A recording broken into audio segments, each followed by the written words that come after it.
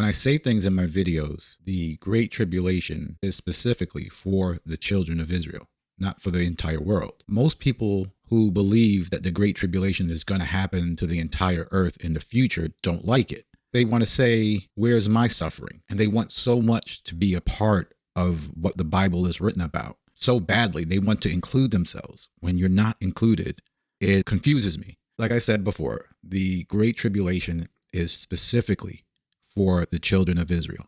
But there is another suffering for the rest of the world. So there's two sufferings.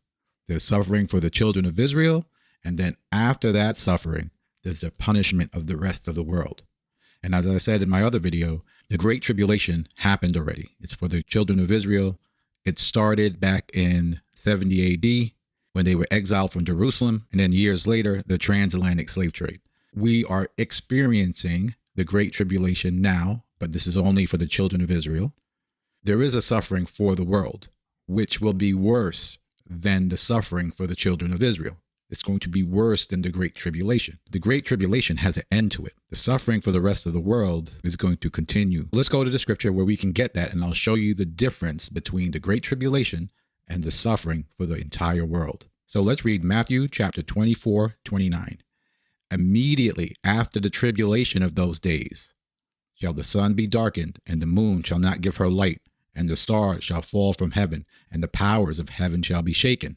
So after the tribulation, there's going to be signs, and these signs will lead to a war. Verse 30, and then shall appear the sign of the Son of Man in heaven, and then shall the tribes of the earth mourn, and they shall see the Son of Man coming in the clouds of heaven with power and great glory.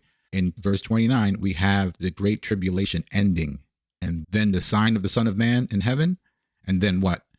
All the tribes of the earth will mourn. All the families, the bloodlines of the earth will mourn. You can't say the Great Tribulation is for the entire world when we see that the tribes of the earth will mourn. So we see the Great Tribulation, as I said, is for the children of Israel, and then war, Christ returned during the war, and then the tribes of the earth will mourn. Their time of ruling will be over. Right now, the children of Israel are servants to the rest of the world. But when that time is over, they will mourn. Let's see the separation between the suffering for the children of Israel and the suffering for the rest of the world. So let's read 1 Peter chapter 4, verse 17. For the time has come that judgment must begin at the house of Elohim.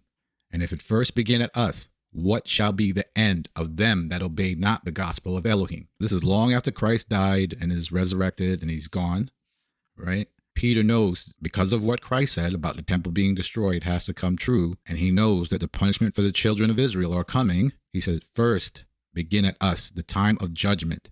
Begin at the house of Elohim. The house of Elohim is not Christianity. The house of Elohim is the children of Israel. So if the judgment begin at us, what be the end of them that obey not the gospel of Elohim? The punishment of the children of Israel is going to be really bad. It begins with them. This whole dynamic of the way the world is going, the beginning of the end of the way it's working begins with the punishment or the exile of the children of Israel. The suffering has been excruciating, but now he's saying, but what be the end of them that obeyed not the gospel? What will happen to those who never were giving the commandments? Their suffering is going to be way worse for what they did to the children of Israel. We became servants to them. They could have made our burden lighter, but they made it heavier, as did the Egyptians. They did way worse than what the Most High had commanded. Their suffering is going to be twofold. So let's go back to the Old Testament, and you're going to see where Peter got this from. Peter's reading the Old Testament. If you don't know that Paul and Peter and John and James are reading the Old Testament, then you're confused, and you should do likewise. Let's go to where Peter got this from about the suffering of the rest of the world. First, the suffering of the children of Israel. Jeremiah chapter 25, verse 1. The word that came to Jeremiah concerning all the people of Judah in the 4th year of Jehoiakim, the son of Josiah, king of Judah. That was the 1st year of Nebuchadnezzar, king of Babylon. We see that Nebuchadnezzar is now reigning over Babylon. It's his 1st year. And the Most High is giving Israel a certain amount of time to get ready. But we know that they will not fix themselves. So the Most High is preparing Nebuchadnezzar to come against them. That's why it says in the word that came to Jeremiah concerning the people of Judah. It's the 4th year of Jehoiakim. Josiah did what was right in the eyes of the Most High. He is the son of Josiah, but Jehoiakim is evil. So the Most High has to punish that now. So he's going to tell you why he's going to punish the children of Israel at this point. The which Jeremiah the prophet spake to all the people of Judah and to all the inhabitants of Jerusalem. So he's going to speak to what? Judah and Jerusalem, not the other 10 tribes. They went into captivity under Hoshea. And these are the people who we see in the New Testament that are called Greeks, are called Gentiles. These are the people you're confusing for the rest of the world. But Jeremiah was only speaking to the children of Judah because the children of Israel were already sent away as slaves, scattered. Verse 3, from the 13th year of Josiah, the son of Amon, king of Judah, even unto this day, that is the 23rd year, the word of the Most High came unto me, and I have spoken it unto you, rising early and speaking, but you have not hearkened. Jeremiah is saying, the Most High spoke to me in the 13th year of Josiah, unto the 23rd year. He's been preaching this word, getting up early every day, speaking to the children of Israel, but they have not listened. Verse 4, and the Most High hath sent me unto all his servants the prophets, rising early and sending them, but you have not hearkened, nor inclined your ear to hear. They said, turn ye again now every one from his evil way and from the evil of your doings, and dwell in the land that the Most High hath given you and unto your fathers forever and ever. A lot of people don't understand. If Israel would have obeyed the commandments, they would have gotten to live in the land forever. But now we see Peter talking about them getting expelled. Verse 6, and go not after other Elohims to serve them and to worship them, and to provoke me not to anger with the works of your hands, and I will do you no hurt. You have not hearkened unto me, says the Most High, that you may provoke me to anger with the works of your hands to your own hurt. When people tell you not to obey the commandments, they are crazy. They are out of their minds. The Most High cannot punish Israel for not being obedient and then be merciful to people that will not obey the commandments. Verse 8, therefore thus saith the Most High of hosts, because you have not heard my words, behold, I will send and take all the families of the north, saith the Most High, and Nebuchadnezzar, the king of Babylon, my servant, and will bring them against this land, and against the inhabitants thereof, and against all the nations round about, and I will utterly destroy them, and make them an astonishment and a hissing and perpetual desolations. He's preparing Nebuchadnezzar to come against them and to take them into slavery into Babylon. Verse 13, I will bring upon that land all the words which I have pronounced against it, even all the words that are written in this book, which Jeremiah has prophesied against all the nations. For many nations and great kings shall serve themselves of them also, but I will recompense them according to their deeds and according to the works of their own hands.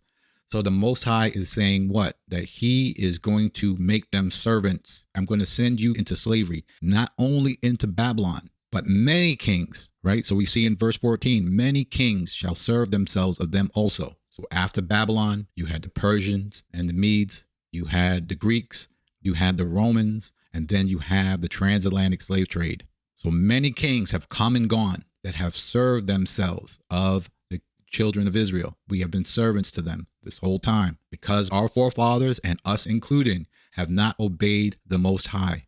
We have not walked in his ways, his statutes, and his commandments, which he commanded the children of Israel to obey. Verse 15, for thus saith the Most High, the Elohim of Israel, unto me, take the wine cup of this fury at my hand, and cause all the nations whom I send thee to drink it. And they shall drink and be moved and be mad because of the sword that I will send among them. So the Most High tells Jeremiah, listen, get this cup, and I want you to go with this cup, fill it up, and take it, and tell the nations that they're going to drink this. Or you're going to see which nations are going to drink. Then I took the cup at the Most High's hand, and made all the nations to drink unto whom the Most High had sent me, to wit, Jerusalem, and the cities of Judah, and the kings thereof, and the princes thereof, to make them an desolation, an astonishment, and a hissing, and a curse, as it is this day.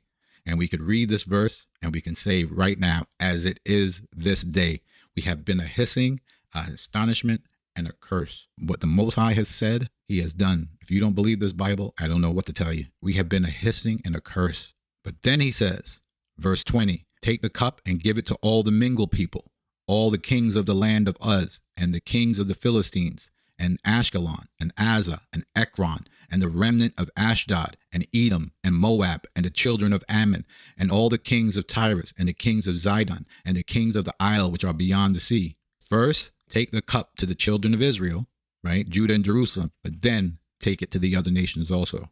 You're wondering about, where's my part in this? If you're not one of the children of Israel, where's my part? The cup of fury first must go to the children of Israel for them to be a hissing and a curse. Then it goes to the other nations. Verse 29.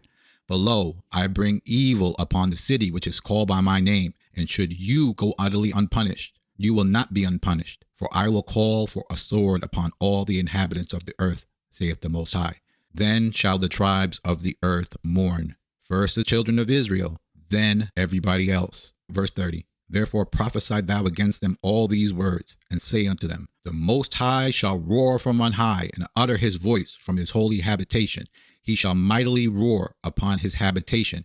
He shall give a shout as they that tread the grapes against all the inhabitants of the earth. Then shall the tribes of the earth mourn. If the judgment begin at the house of Elohim, what be the end of them? If you don't understand this, or you cannot see this, this might not be meant for you. But first the judgment at the house of the Most High, and then the earth.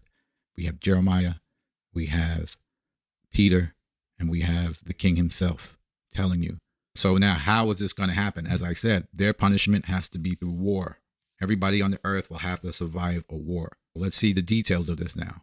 Verse 31. A noise shall come from the ends of the earth, for the Most High has a controversy with the nations. He will plead with all flesh, and give them that are wicked to the sword, says the Most High. All the people telling you don't have to obey the commandments, they will be given to the sword. A noise shall come even from the ends of the earth, for the Most High has a controversy with the nations. He will plead with all flesh, and he will give them that are wicked to the sword, says the Most High.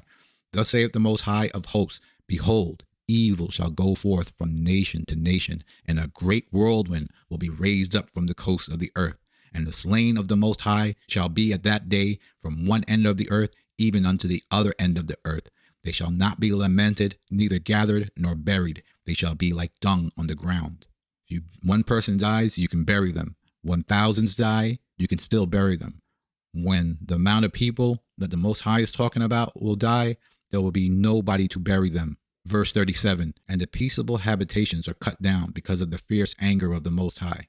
He has forsaken his covert as the lion, for their land is desolate because of the fierceness of the oppressor and because of his fierce anger.